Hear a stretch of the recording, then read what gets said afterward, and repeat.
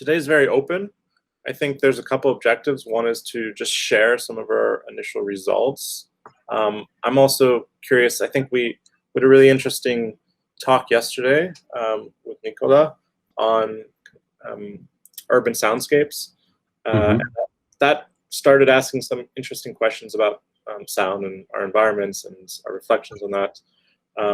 But also, you know, like, I'd like to hear a little bit about the objects that we've collected and what that means as like a potential lead into this wunderkammer, or this collage, city collage that we're talking about, right?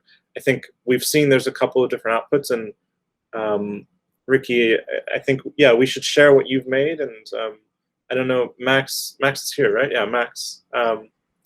If you want to maybe like share a little bit of the scene that you were making, we could just kind of have an open discussion. I invited, is Brendan still here? Yeah, what's up? I invited Brendan, a colleague from Sarek and Kent, who is also teaching in photogrammetry and Unreal and other sort of virtual real-time platforms. And I just thought it would be nice to have him here to talk about, you know, how we can make these things more collaborative, interactive, and somehow, like, you know, is there a collective goal that we're working towards for, and let's say, an exhibition of this stuff. So. Super cool. Thanks for having me here, man. Looks really fun. I've never used Touch Designer, but I've always been interested in it. It was cool to get a little teaser. I don't know if you can see on my screen. I'm just flipping through right now the photogrammetry models. And if anyone wants me to stop on them, if anyone wants to share their own screen and talk about them, I think it's interesting. This is from Bangkok. I haven't seen this one. This is nice. Meg, right? Meg, are you here? Yes, I'm here. You want to talk about this? It's a shrine next to my house. It's a shrine, you said? Yes. So basically, Thai people, they believe in ghosts and spirits, and yeah, so they have some offerings on those shrines. Is it in Bangkok or in Khon Kaen, Meg? Oh, yes. Yeah, sorry, it's in my hometown. It's not in Bangkok. Yeah, so it's a little bit in a rural area. It's beautiful. Is it like flowers on it and stuff? It's hard to see, but it's really cool. Thank you. Danny, say something so your screen pops up big. I think I can lock my screen. Oh yeah, zoom in now. It's a little low res on my end, but it's so beautiful. We'll figure out a way to share all the images, but I think more importantly, we want to share them as models that we can move around in, right? But I'll just flip through. Sorry for the resolution, but we have a pot here from Torini. It's beautiful. Yeah, that came out nice. Zoom in as well.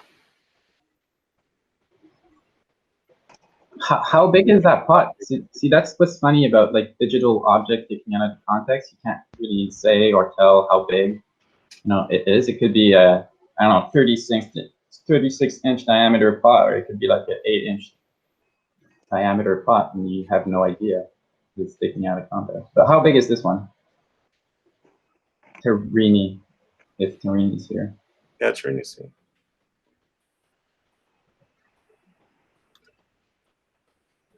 I guess it'll remain a mystery. She's here, but I don't know if she's here. Sorry, Mike's not. Isn't working. Chat. Type it on the chat. You can type it in, yeah. How big is this pot?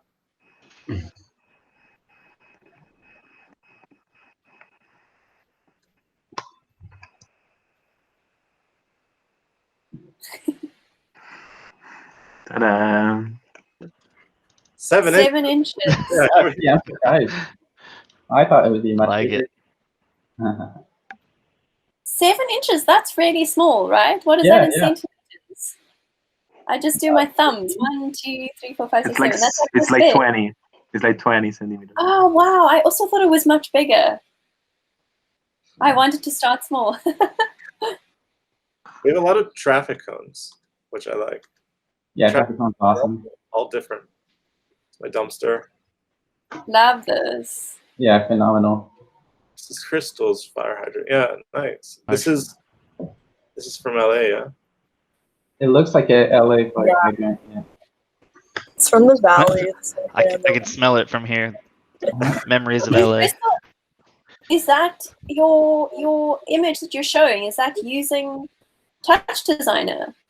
Oh yeah. I tried it first just with the sphere because my objects weren't working, but I got it to work, but it's kind of hard to see with the hydrant.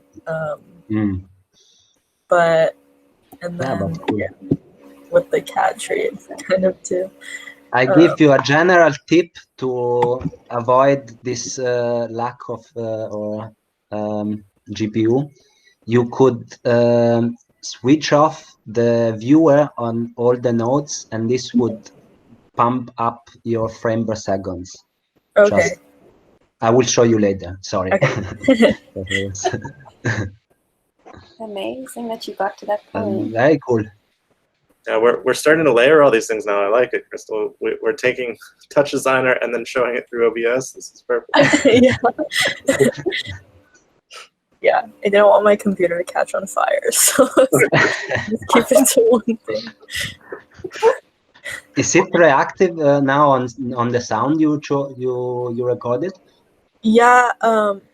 So I watched one of the tutorials that was on the dock, and then it integrated a sound. So I kind of just did that whole tutorial and then switched the object with mine. Yeah, good. What is the sound that is generating this movement? What kind of sound? I believe this one was crickets. Ah, yeah. Okay, cool. It looks like it's alive. It is alive.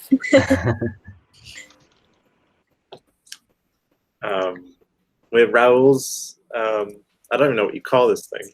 Amazing. Yeah, what is it?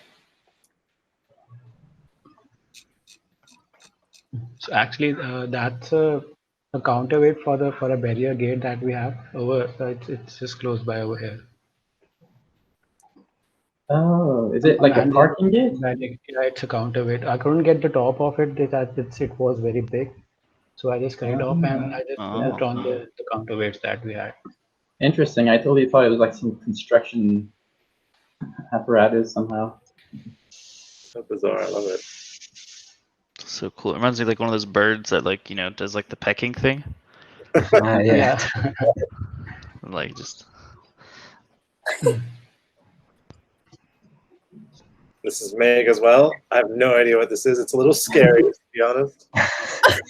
It's a sculpture near my neighborhood, and it's a junction. It's near the school, and most of the students just ride like scooters, and then they don't really wear the helmets, so they just put the helmet there to remind students. So funny. Oh, I love him. He's very creepy in a good way. I tried my greenhouse too, but parts of it just exploded. How big is the greenhouse? It's 10, 12 feet tall, so it was hard to get above it. Right, I was gonna ask. But like this plastic down at the bottom is a little more translucent than the plastic on top, so it wasn't coming through. But it's kind of nice. Yeah, I was gonna say it. I'm surprised you got the white to come in pretty well, actually. I mean, surprisingly. Yeah. What's this? This is Rachel. Is Rachel here? I don't think so. Yeah, this is nice. Like, I always find plants hard to do because there's some moving parts, the wind moves, and also you have to kind of get in and around it a lot. Yeah, this is, I don't know if this is the point cloud version of it or the mesh. It kind of looks like the mesh, right, Max? I think this is the mesh, yes. But it's funny. I always like it when it tries to like make up the space between the two objects. Yeah. The photogrammetry. I always love that kind of effect, actually. You can disable that in the meshing process by, there's an option, we're using Agisoft, Brendan. Oh, cool, yeah. So there's an option when you do the meshing that allows you to either interpolate, right? It's an interpolation matter between the points, or disable that. And if you don't, then it won't fill up the gaps. But it'll give you something that's very flaky, like individual triangular floating meshes. So it's not as clean. Yeah, but it's like, but you have more, I guess, realistic, or it's like making up less information. Yeah.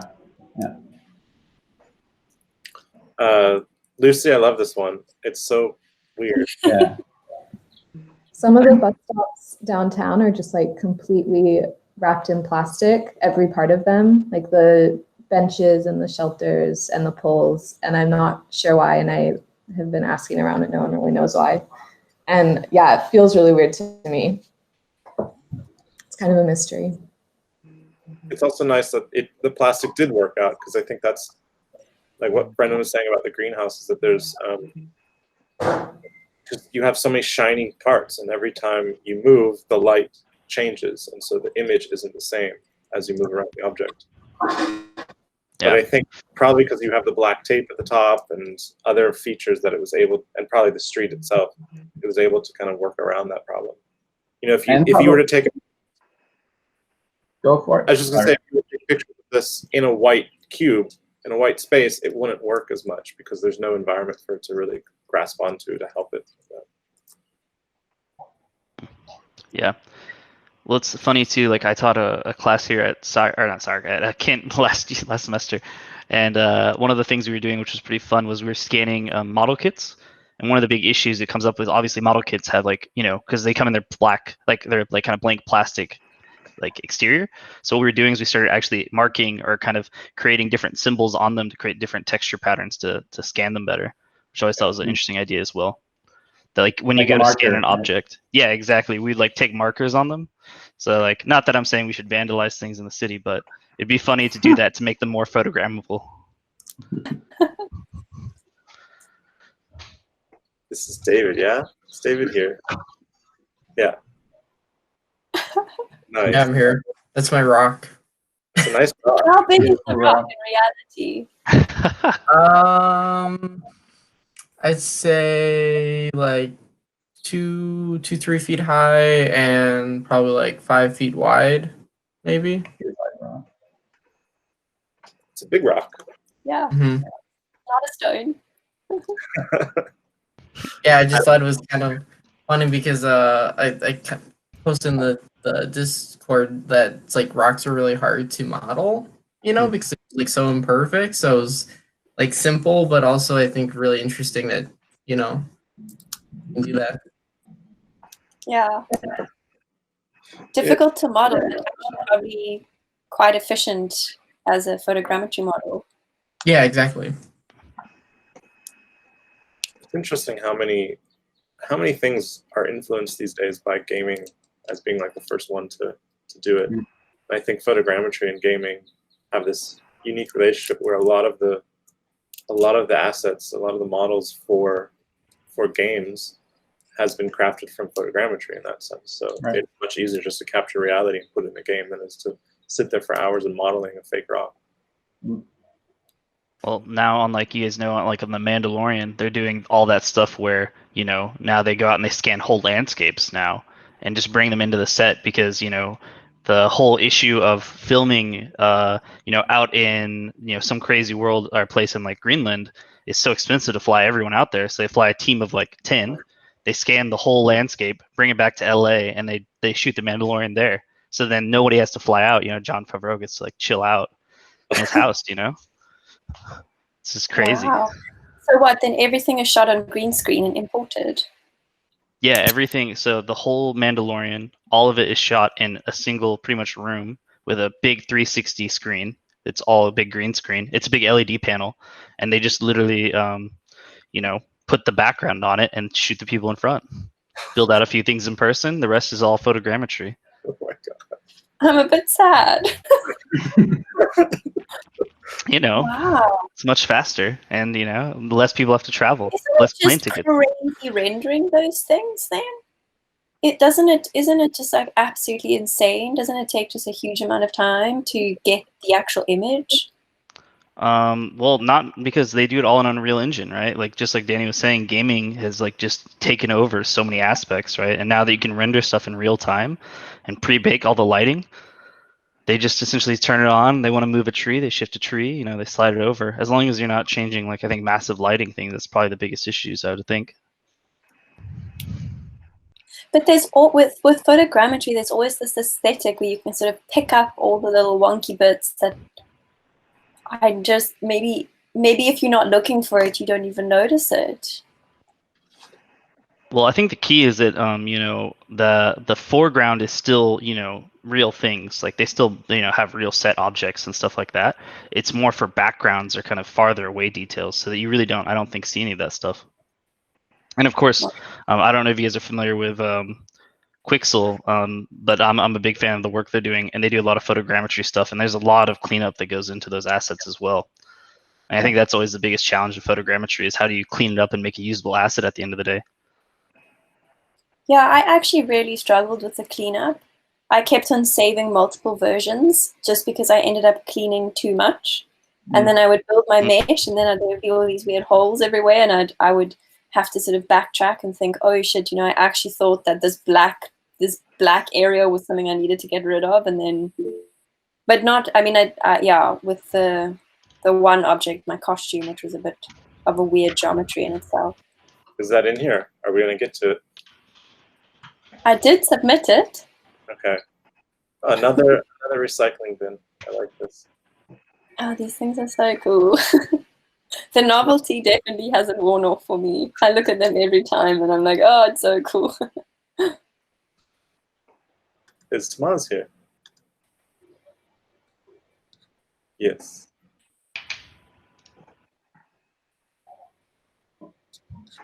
He's here, but again, maybe he's not here. I'm here and just having trouble with toggling the camera and audio. You're also in LA, right? Yep. I scanned a whole bunch of stuff, and it was interesting just to be on the street, like walking around these objects, like lifting and raising lifting and descending the camera. Yeah, does anybody have any stories? Are they all, sorry, are all the things you scanned in this folder? No, I didn't. A lot of them didn't come out as well. I have some really big things too. I tried the stadium that I'll try to process later. But I have probably like stadium. You yeah, scanned. Please expand on that. Like there's like a sunken in stadium, so I thought that maybe it would be possible to by walking around the top rim get all the features. Amazing. So, we'll see if that processes. It's a lot of imagery. Would be cool. Even if it glitches a bit, it would probably still be a really interesting form. Yeah. We have another rock, this time more out of scale. Wait, how big is it? Is it really small? Or is it actually really big? Because I was convinced it was really big when I saw the screenshot. It was only like a foot big. That's awesome. Funny. Are the people photogrammetry people? Are they in 3D or are they just imported models or images? They're just images. I just collaged it over. It would be cool to get a photogrammetry of like one of your friends in a similar position and then put him in the rock. More cones. This is Orm. I don't think Orm's still, is she? Did you upload your mom's scan, Jan? Yeah. No, Yeah. I can upload it. Oh, Please. by the way, I just Because I see you Danny, you're just showing previews images, no? Yeah. I was just because I wanted to show a scan of my mom to my mom, and so I just found this app. I think it's both for Android and iOS that can visualize the models, and it's like super easy. So if you guys want to look at the models on your phone, it's called EMB3D, like embed with a 3. So what do? You like upload the model to it, and then you can view it on your phone? Yeah, exactly. And you can sort of change the background and things like that. So it's pretty handy. Nice.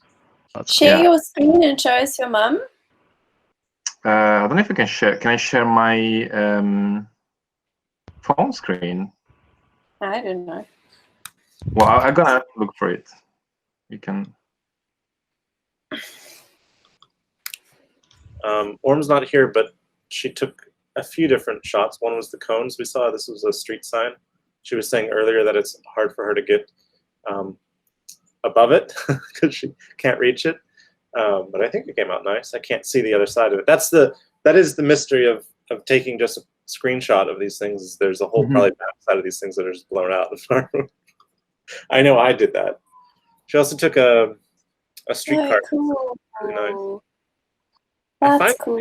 funny about this is that, so this is, I'm assuming this is a fridge case. So it's like a glass case where they have ice and then they put the vegetables inside of it. And what happened is that it kind of flattened the fruits onto the glass pane as if it was an image of the fruits. And I find it really nice. Oh, is that what it is? Because I thought it was like an applied sticker, like you would, like, I don't know, put a sticker on the side of a fridge. Yeah. But I think you might be right, actually. That's super cool. I love it.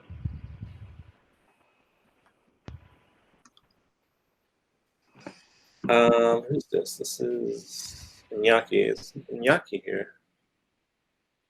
I like these because he took a few different bollards. Like this is a street bollard, and then the next one is it's the same one. He has another one here somewhere, but we'll get to that in a second. Ooh, Rebecca, nice. It's my weed. I got criticized for choosing like the ugliest plant. But it's a plant outside my door. It was very hard trimming this guy, and as you can see, there's just like these random bits of gray, and this was the one that I cleaned way too much of, and then I had to go back and sort of embrace the gray bits because else you just lost too much detail, and then everything was floating. But the tree trunk came out really well.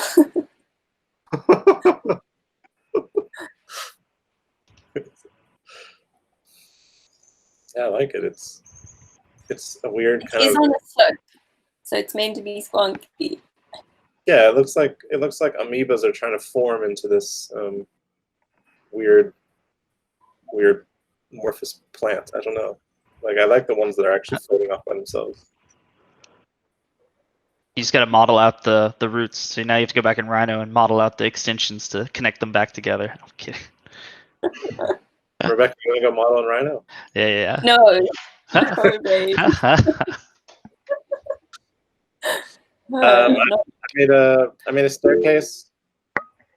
Tarini, yes, upload as many as you want. Yeah, we want them all. Max wants them all. We're gonna assemble them into that landscape, and I think the more the merrier. So as you keep on testing, keep on throwing them in there. Ooh. Was that yours? This was mine. Yeah, it was the loading dock to a grocery store. I love the shadow. Yeah. It looks so. It looks like it's a painted line. Mm-hmm. Yeah, there are nice shadows at that moment. Maybe I have a question to this point. Let's say you can only take a scan with a very strong shadow and you want to get rid of it because you want sort of a plain model to render another position of the sun, let's say. How would you do that? Can't you just change the texture afterwards? Yeah, you could, like, simple way of doing it, although it's not as simple as it sounds, would be just to Photoshop it out, rubber stamp out like retrace where the shadow is on your texture file in Photoshop and then rubber stamp. But as we have seen, these texture files are not necessarily your most, they're quite psychedelic, yeah. Yeah, exactly. So you might lose some of the yeah, I think that's intuitively the first thing that I would do or try. After that, I don't know. Is there any way to kind of paint directly on the model? That would be so cool. If it was possible to paint on the model. Well, yeah, you could in Substance. Substance Painter, right? In Substance, you can. Yeah, you could. But the problem with that is, or at least when I've done it in the past, is you need to really re-UV map it so that it paints well. Otherwise, the paint will kind of, not come out so great. Gotcha. So I think, guys, by the way, if you could share these links to these programs or these names, I think in the Discord, so we can check them out later. I think there's also the issue with photogrammetry using Agisoft is that you get something like this where it's kind of an exploded version of your file, and then Brendan, Max, everyone help me out here. There are programs to then kind of realign this mesh file or the material file, so it looks like it's actually been spliced and unrolled rather than just like cut and exploded. So if you can interpret where things are in this, you can paint on the image file itself, and then when it references that same image file, it will be updated. So what I really like to do, and I think you saw Max doing it, is like turn up the saturation in Photoshop or do some effects to this on Photoshop, and then look at what it does to your 3D model. It's a really nice way to kind of paint those things, but very, I think, just simply using Photoshop. I mean, you can also do it in Touch Designer. Once you have your model, you can modify the texture in real time and see the results. Actually, I tried, but the problem is that, yeah, the UV map is mapped like really weirdly, so you cannot really have a understandable image. Like I was trimming my camera on the model as a texture, but it was like a kind of patchwork of different part of the image. It looked interesting, but yeah, you couldn't read the image basically. I think we have two more. This is Josue. I'll show you what I want to fix. This is the model I'm working on now. Wow, phone booths, they still exist.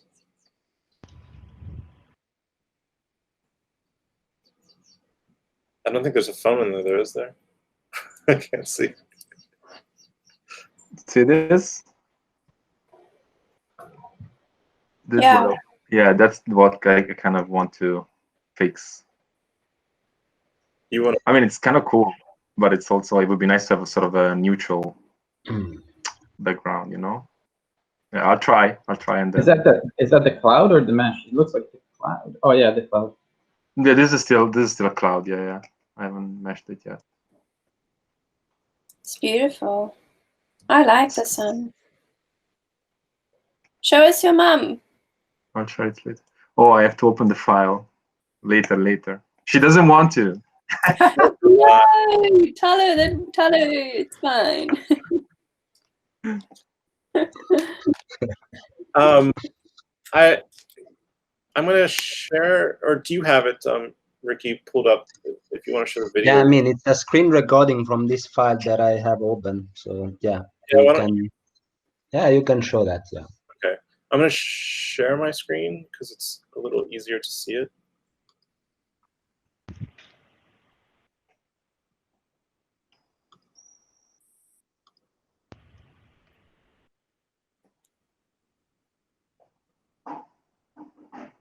Okay, can everybody see the video? Yeah. Yeah.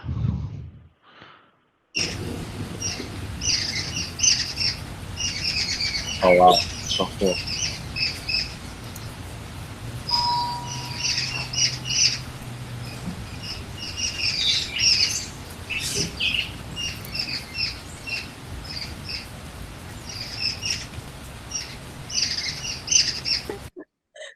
The jumping pot is my favorite.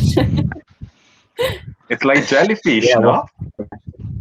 That was actually, I know this, that each 3D scan has a different kind of origin point. Yeah, yeah. And that one from the vase was very far away, so all the noise that you see as a shader in the pixels in the other ones, they're like affecting the whole geometry, the whole point. So it was, but it was cool, actually. I'll play the second one now.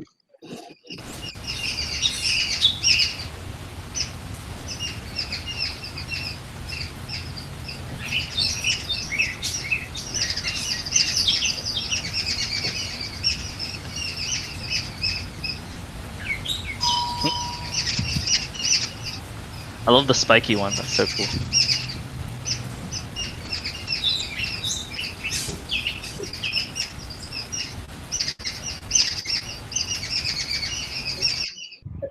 I still love the pot. It like wobbles. Yeah, so it was a bit like to show you how this sounds kind of the point clouds. So it can be like yeah, like now I also like as a technical setup test to see how many point clouds I can handle with one laptop and one system, and it's quite good. I think I will continue on that. Yeah, was but just the results of me playing with it last night. So can look so nice much to see.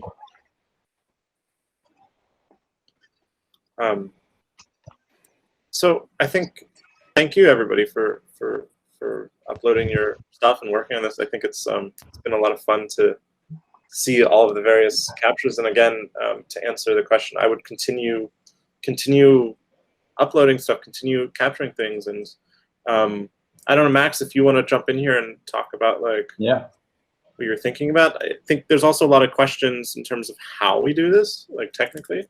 Yeah. And what the best way of making it accessible to everyone is. And just, I think one last kind of question thrown in the mix is there any way to combine the interactive effects from Touch Designer into whatever this interactive platform is or interactive experience? I mean, for sure, it would be super fun to have or to export, say, Touch Designer's operations or actions and then bring it into the other platform. We'll have to do research. I have yet to figure that out if that's possible. Ricky, we can work together to find that out. So I managed to have OSC signals out of Touch Designer to control parameters in Unity. I haven't tried in Unreal.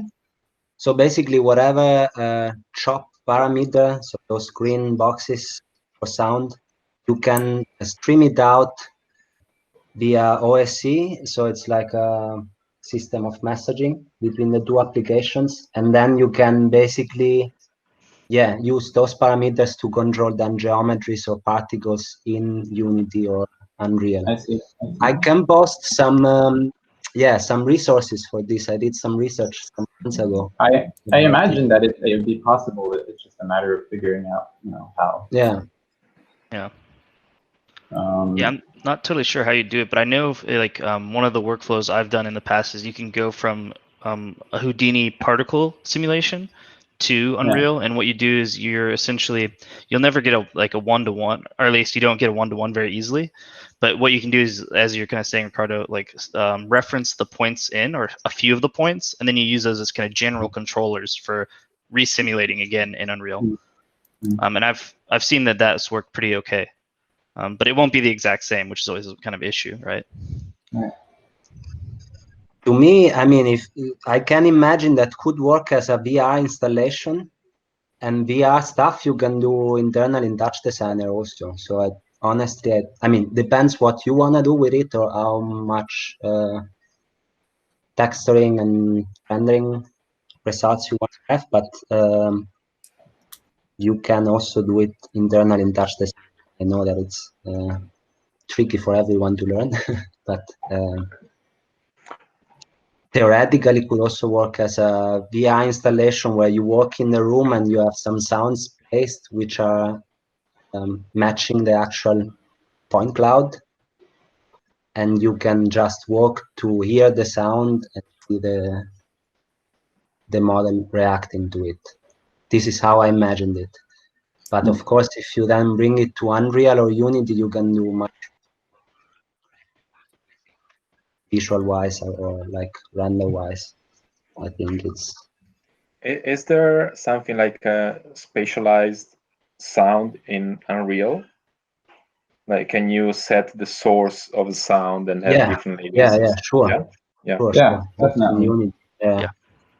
And it could be like associated with an object, and then like basic math based on distance. So as soon as you get near it, just like Touch Designer, I suppose it works. You know, have it.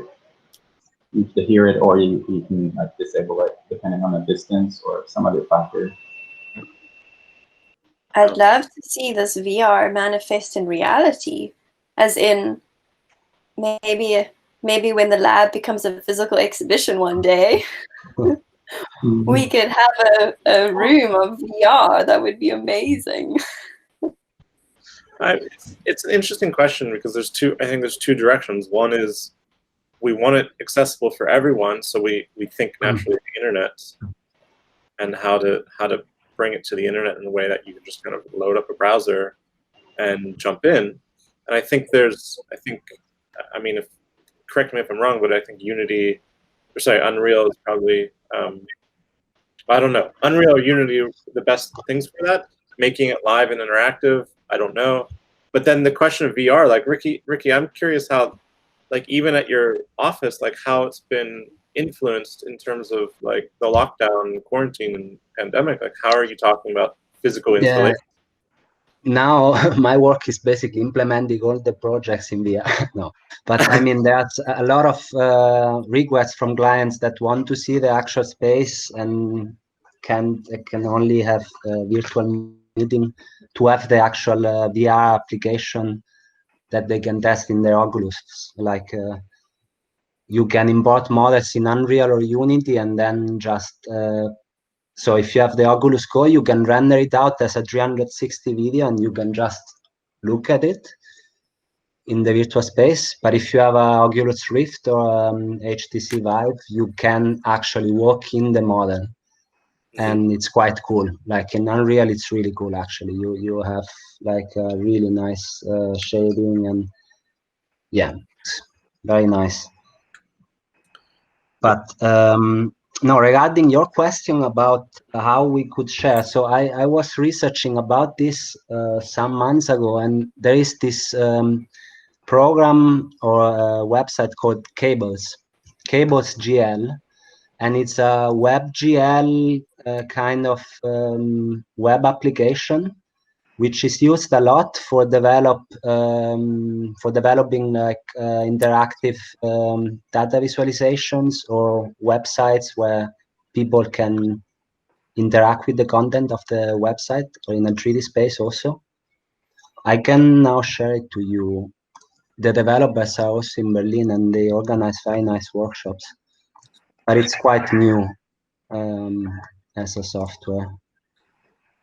I'm so working on software right now. I wouldn't call it software, but yeah, it was used. I think there was this. Do you know this Convergence LA project where they visualized the tweets in real time in LA?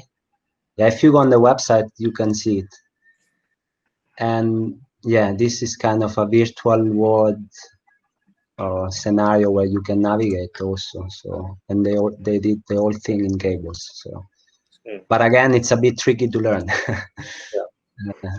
But I guess, I mean, Unreal and Unity as well. So I don't know if then it's.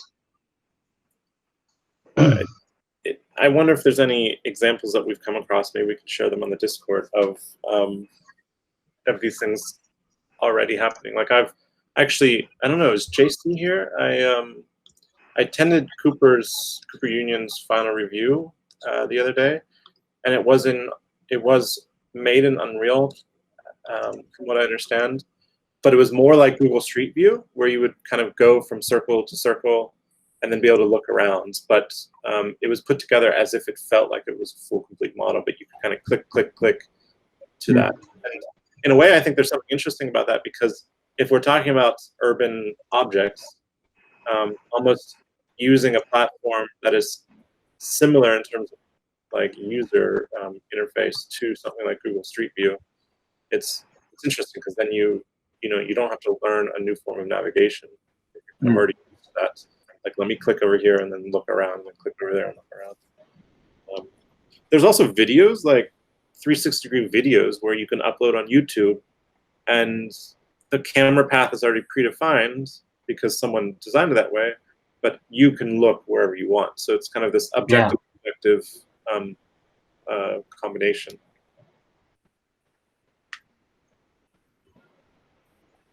Yeah, that could also be an option. I don't know if you would have then specialized sound in that case, but for video, yeah, would work.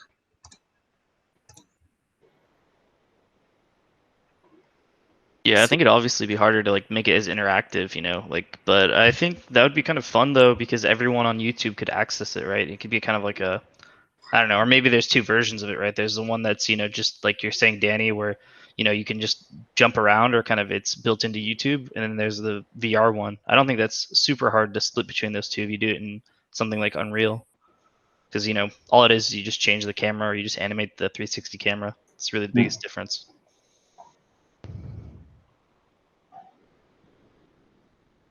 Max, what are you thinking? I see some thinking.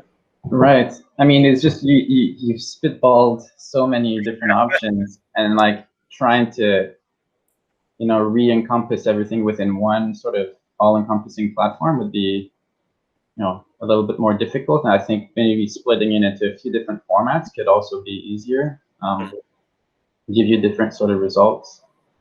So I'm just like trying to think if there's like a all-encompassing way to do whatever we want to achieve, or whether we want to split everything. Well, it sounds like something that's very achievable is like the landscape that you made. Right, which I could like show you. Yeah, because I don't think everyone's seen it. Right, okay.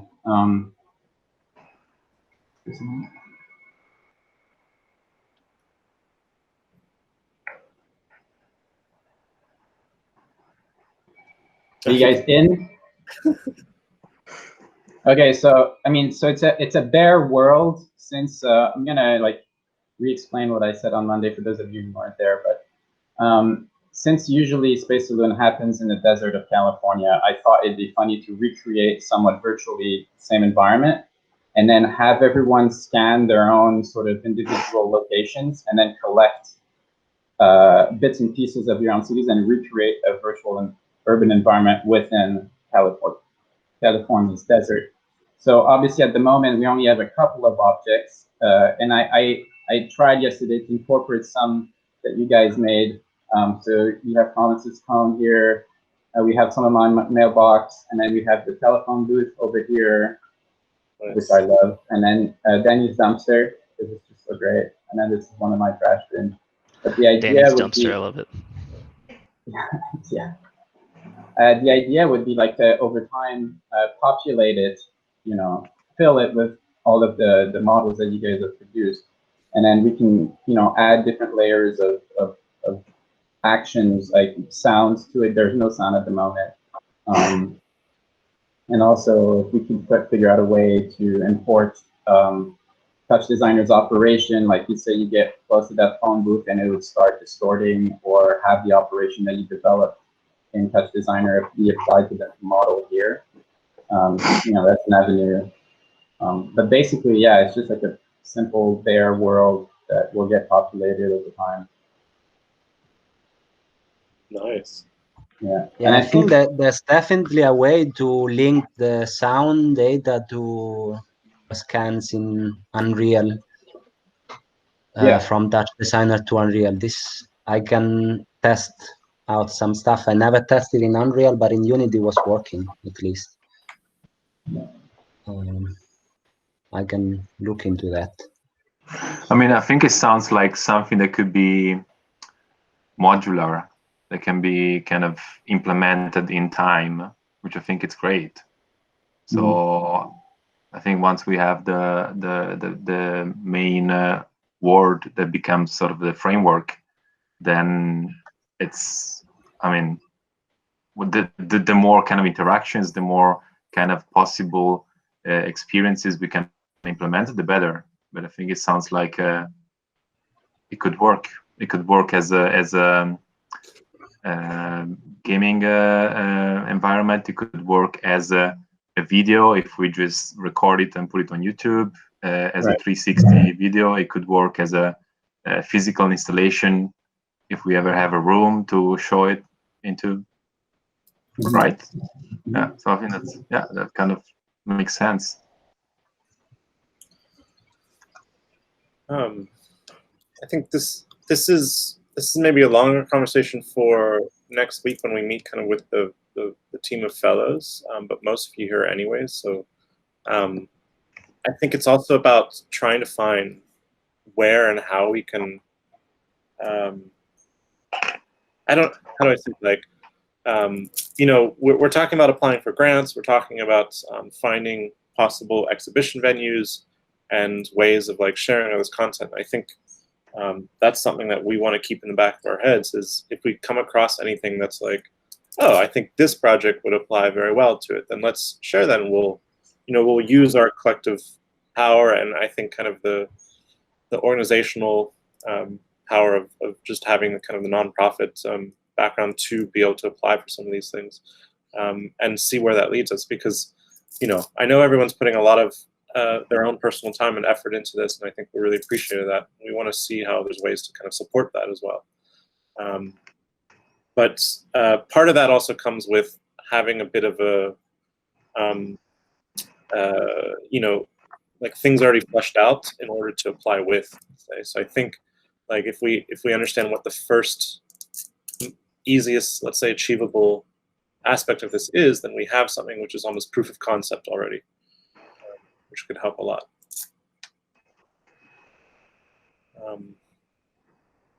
Yeah, I don't know. I mean, not to add more like randomness to this, but just I was thinking about it is interesting because you know, me and Danny, we'd gone to that exhibition McLain did up in Ohio. Where were we at? I forget the name of that place. But it'd also be kind of a fun experiment to do this. I know you're doing it in like the middle of California, but I definitely think you could pitch it to a city, right? If you could give them like a 360 rendering and put it in their kind of town or a kind of scan, or kind of simulation of, and have kind of interactive objects, that'd be kind of a cool thing. I'm sure like any little city would be interested in a kind of, I don't know, exhibition like that. Yeah, I don't know where that exhibition is heading, because it was kind of also a testing phase, but it was interesting. They were asking neighbors. It's called Slavic Village, which is a neighborhood in Cleveland, and they were asking neighbors to go out and photograph their, you know, very similar to what we're saying here. It's like photograph things that you kind of identify with as places in your neighborhood. And I don't know how far it got, because it's, you know, there wasn't much of a teaching on what how to do photogrammetry, because there's very specific ways to take the pictures to make sure you get a good model. So I don't know where that came from, but it was an interesting concept where then you could go back into this space and kind of see those objects collected into an AR environment. I'll share the link with everyone. But yeah, it's a sort of placemaking kind of tool. It's a way to gather people together and get them to talk about their own neighborhoods. I think what we're doing here is trying to use it as a way to learn about other parts of the world as much as we are learning about our own, which is nice.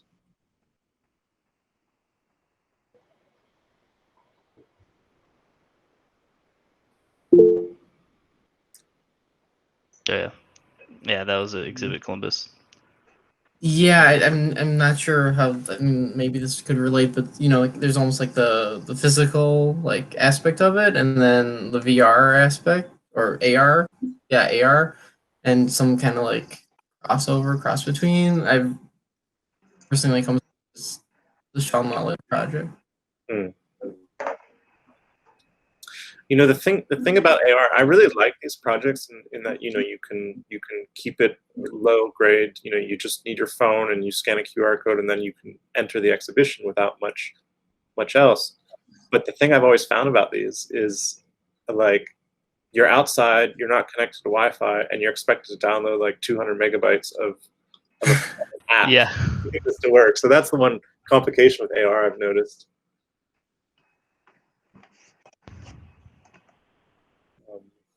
But these are all great references. I think we should put them in the process and keep this question open. You know.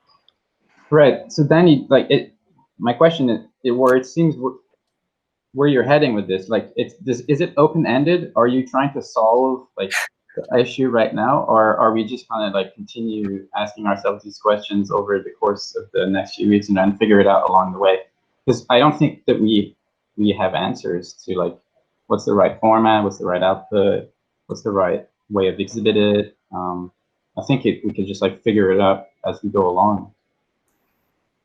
Yeah, I think we can figure it out as we go along. But also, I'm, you know, this is just me speaking. That I think we're going to shift on to other subjects. Yeah, of course. It's important to try to find some type of conclusion to this in order to know where to take it, even if it is just keep on searching. Right. I don't know. I mean, but anyone else have any thoughts on this? Forensics architecture. Yeah. Tomas is mentioning forensic architecture, which definitely you guys should check out. They do a lot of work using photogrammetry as kind of investigative journalism or investigative research, and they've also like brought some of their photogrammetry work and their research into criminal trials and actually use that as evidence. So basically, you know, we see this all the time now. There's lots of user-submitted photographs of events or attacks or bombings or certain things. You know, they're a very political kind of agency, and they've used some of these tools to actually support cases in the courtroom, which I find fascinating.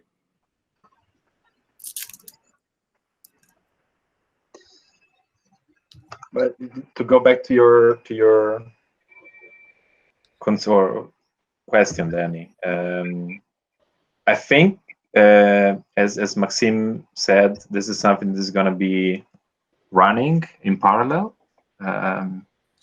As you said at the beginning, right, Maxime? Like when you presented the workshop. So, and I think seems to be that many people are interested to learn more and to be part of it, which I think is great. And I think this is going to be just spontaneous participation. So whoever feels like has something to share, time, skills, right? I think well, this is for you to say, but I would imagine that everyone is welcome to participate in the work. And then the other question is like, how do we pull out something quickly that we can share in the short term? That would be the other question. Like, how can we maybe find a format which can be shared in social media so that everyone also gets some sort of a tangible recognition for what they've done so far, right? And then the work as a more collective, large-scale artwork can be developed through time, and we will seek the appropriate outlet. And I think depending on what opportunities come up, this can also adapt to it, right? I agree. We don't have answers at this point, so let's just leave it for the future. Yeah. Yeah. To me, I will still look for how to implement this in a VR installation internal in Dutch Designer and see what comes out. Maybe it's cool, maybe it's not. But yeah, for sure would be good to have a kind of platform where we could all kind of participate or share. Yeah, I think we should do some research, maybe.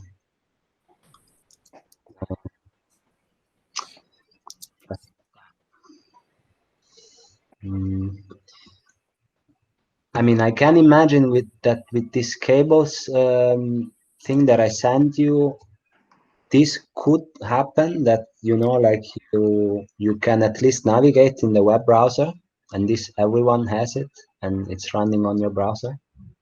Just to have them visualized, to me, would be cool, that you just have a hyperlink, you click there, and you have a collection of 3D objects in a virtual space, and you can just navigate. Yep. Would be cool if you can listen to the sounds. I guess you can also. But I cannot think about any other way to do it, which is not, I don't know, having kind of game or building a game.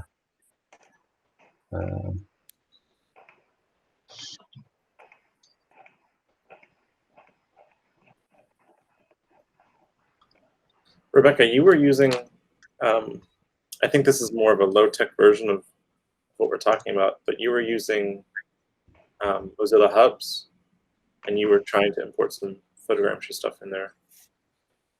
Yeah, but Hubs is extremely limited. It can barely manage 3 photos. So I mean, I appreciate it for that reason, because it's free and it's designed to be accessible for people who don't necessarily have laptops even, which I think has value for a number of other reasons. But in terms of resolution, it can handle very little. Yeah, my original goals were far more optimistic, and then after using it for a week, it's, yeah, I kind of had to reduce everything. But I mean, like, VR to begin with is just strange. I'm not a gamer, and it's not sort of an aesthetic, and it's not really I like to even learn how to use my mouse, to use my hands, to respond to that sort of visual environment. I found very challenging. I got very motion sick, and now I think I've sort of overcome that hurdle, but I would always rather work in a physical space with physical people, but that's just me.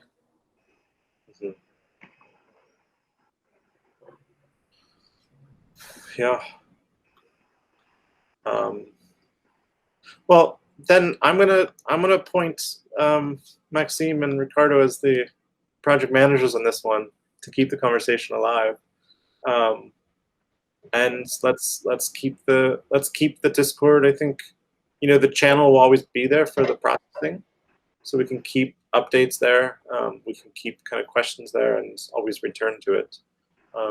I think for everyone, like, researching the first workshop was a little more conclusive, in the sense that, like, here's the tool, use it to your own desire.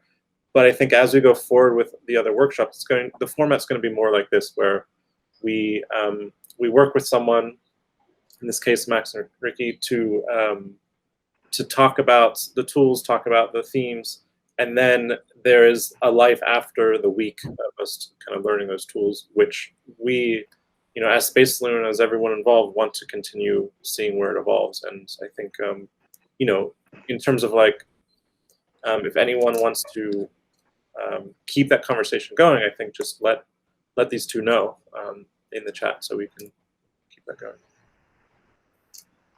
Yeah, I mean, I think that's great, and yes, you're right. That was the intent, that, like, we would do this week's work and then look at it together, and then see who wants to join to pursue, and who doesn't, which is totally fine too. And then, you know, take this project outside of, you know, the normal, say, curriculum, and then work on it together with whoever wants to join, and then define really the terms of what that project in itself is also. as we figured out like this morning, it seems like we have different routes. It's still a bit unclear, but that's, I mean, I'm not necessarily worried about it at the moment. Like something that I think we could figure out, you know, once we have a new team, or you know, next week or the following week, and we can set schedules. We could even do this, you know, follow the same sort of format, these calls in the morning. So, I mean, I think we'll just figure it out. So. Yeah, I agree. I mean, was also a bit providing an overview on what is possible, or good example of how you can interact with sound and 3D geometries or photogrammetry. And I think that, yeah, there's still a bit of research to do, which it's hard to do within a week. So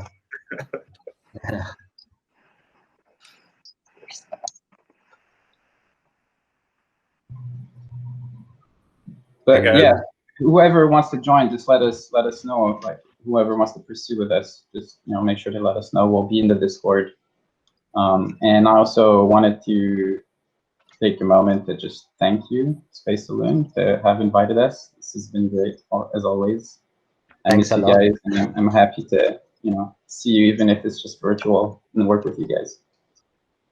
Always a pleasure. Yeah, it was very nice. Yeah, thanks a lot, guys. Yeah, that's super cool. Quick question: is there a way that we can see all the photogrammetry models? Can we maybe have access to view the folder, or? It's a little complicated on this end. I'm trying to figure out how to do that, because unfortunately with our drive you can only share files and not folders. Right. But I'll but is it a Space Saloon drive? Do the fellows have access then or not? I could access to that folder. Fellows can, but you know, like the participants can't. So I don't know, like Meg, I don't know who else. Okay, so there's like a proper submittal process where like someone has to issue you something, you have to upload it. Is that how it works? No. Just there's two things. One is just the upload file, which I've been asking everyone to submit their files through. That goes to kind of my personal drive. Okay. And if I want to share it on look, this is technical details that we don't really have to get into. If you really want to know, the shared drives which we have, we can only share folders with those who are part of the Space Saloon organization, or we can only share individual files. So the question is, like, what files do you want to access, Rebecca? Do you want to access the files? No, maybe if we could just have an overview of all the screenshots, and then if anybody wants to ever use anybody else's model for whatever reason, they could maybe just get in touch and download the point cloud or something. So just to see what everyone submitted, really. Yeah. Like a library, like a shared library. Yeah. Because I think it would be nice that, you know, if you need a rock and somebody else has photogrammetried rock, then you know, the possibility to use each other's models if needed, and obviously with everyone's consent. But yeah, or a dumpster, because you never know, it might become very important one day to you. But I also just would love to see everything that's been submitted. I mean, I went through everything that was in the folder. So when I scrolled through everything, that was it. If there's anything, it's because it hasn't been submitted. Was my costume not there? I did submit my costume. Or there wasn't a screenshot of it. So. I forgot. Yeah, I also noticed, and I think, you know, it's fine at this point, that like there are some screenshots that the model is missing, and then vice versa. You have the model, but you don't have a screenshot. I mean, it's not a big deal at this point. But also, I think I added in the chat that it would be nice for everyone to also submit the location of, you know, where the model was taken. As we're building this atlas or collection, I think it'd be nice to like keep the source of where it comes from. as part of the object. So just keep that in mind. Yeah, I think that's actually quite important. Yeah, I think for the whole concept to have a reference on where each model was taken, and also for the sounds. Yeah. I think as we see gaps, we can reach out and fill those gaps in. But I don't know, Rebecca. I have your texture file here now for your costume, so I do see you uploaded it, and I'll go through and see if there's other things that are missing in the screenshots themselves.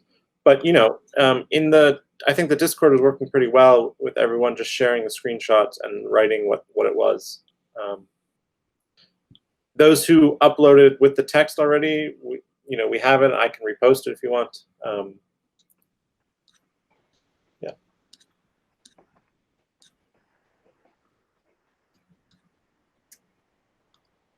Okay, guys.